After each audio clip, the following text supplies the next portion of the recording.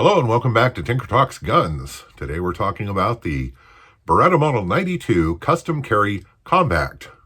This gun was introduced around the turn of the century and was produced in fairly limited numbers.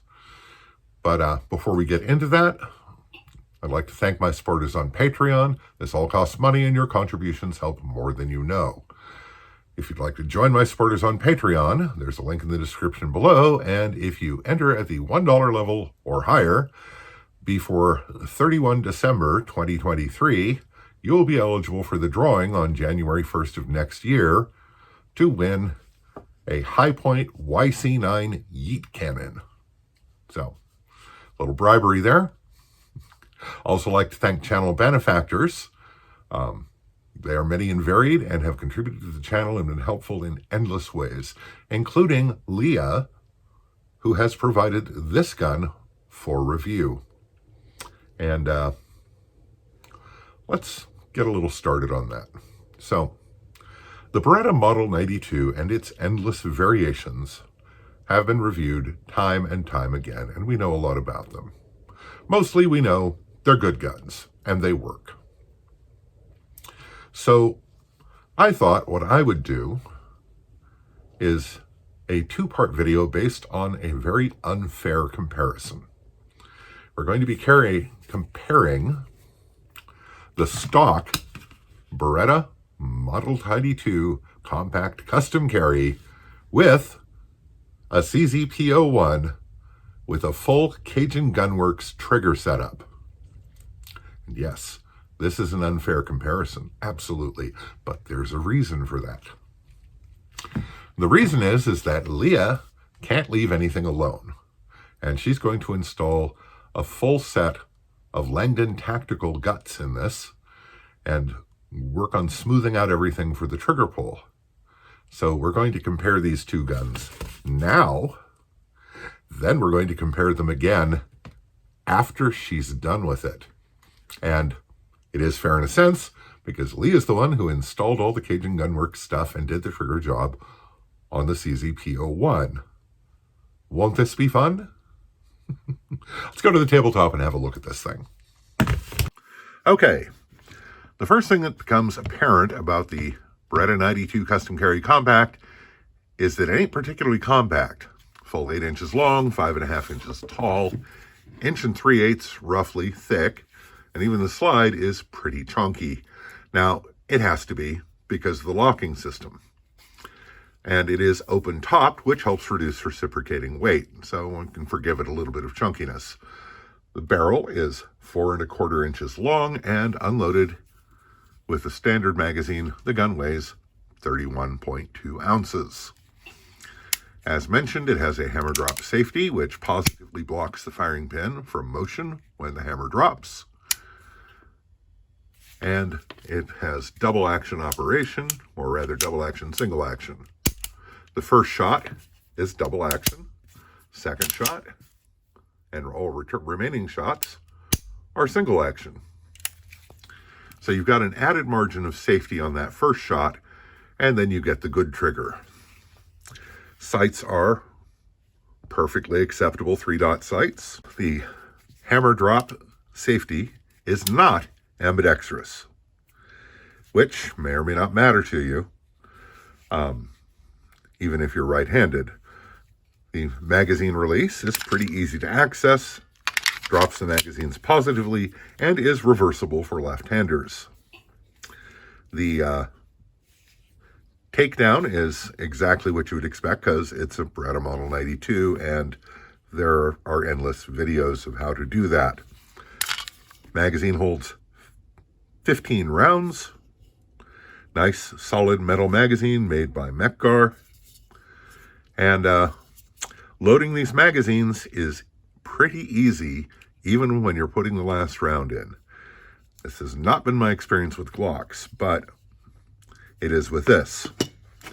This gun has a 18-round magazine with it, with this really stupid piece of plastic to sort of blend it into the grip, which, if your hand is as big as mine, is useful.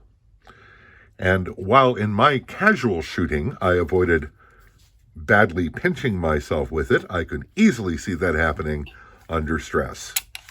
And as an added bonus, nothing's holding it on or in place.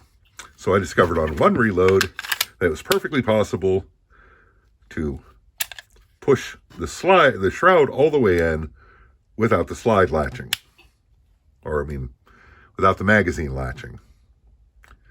I know I'm a Muppet. So, what we have here is a very good gun with a long track record that is showing its age. Oh, and the grip, by the way, if you have long hands, I've got about 1 1/3 or 2 1/3 fingers on the grip. And the bore axis is rather high by modern standards. But it's a good gun. It works very well. Now, the trigger pull on double action, which launches from full down, I measured it repeatedly with the handy-dandy Lyman trigger gauge, and the double action trigger pull is 10 pounds, pretty reliably. And it is quite reasonably smooth for a service pistol. Single action is a good bit of take-up. Pretty common on double action semi-auto or double action single action pistols. And then a crisp break with a little over travel. Reset is pretty long, and then you actually have to come back to hit the wall. It's not my favorite, but honestly, I didn't notice it in shooting. So, the unfair comparison, the customized P01. It has a 3 3/4 inch barrel, weighs just shy of 29 ounces unloaded, and is much thinner. It is only about 1.1 inch and 1/8 to 1 1/4 inches wide through the grips. So it's a little lighter, a little thinner, loses 1/2 inch of barrel, which might be good for 50 or 60 feet per second. Probably not going to matter with modern defensive ammo. The hammer drop is not a safety and drops it to a semi-cocked position to prevent the gun from being fired if it drops on the hammer.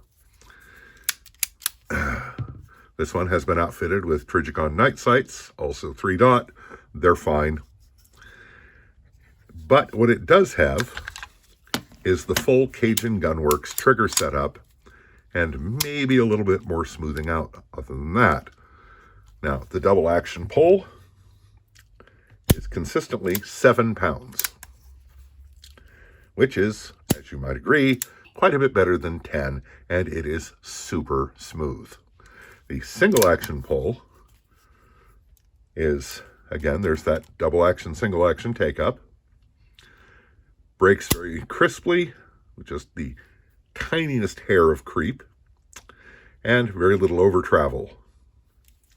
And it breaks at 2.5 pounds. The reset is short, and travel back to the wall is much, much less. This is a better feeling trigger, and in practice, it works better, and that's reflected in shooting. This is a customized gun. Of course it's better. That doesn't change the dimensions or weight. It also has a 15-round magazine, double stack, and also a Metgar. And it works just fine. And like the Beretta magazines, it's not hard to get all the rounds in. So, now as for the compact, now let's put the magazine in so we get a proper size comparison here. It is shorter in the grip, longer in the top, and notably longer in the slide. But if you count line up the beaver tails, it's really only about 1/4 inch longer. It is, as previously noted, a lot thicker, which may or may not matter to you.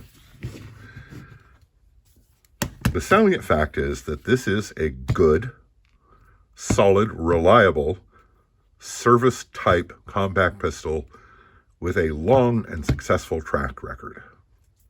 So, no complaints about the Beretta. It is, in 1999-2000, the Beretta Custom Carry Compact was a service-style compact service caliber pistol, and it was already getting a little long in the tooth. I said it, there it is. It was bigger, a little heavier, and definitely chunkier than its competition from the likes of the Glock 19 and other similar guns. The CZP-01 was introduced pretty close to that era. Compacts were. So in that sense, they're contemporary to each other. The P-01 still feels like a modern pistol. To me, this doesn't. But I've never gotten into the Berettas. And that is very much an issue of personal taste. Doesn't reflect on the platform itself. But our unfair comparison will continue in another video after Leah has worked her magic on this gun.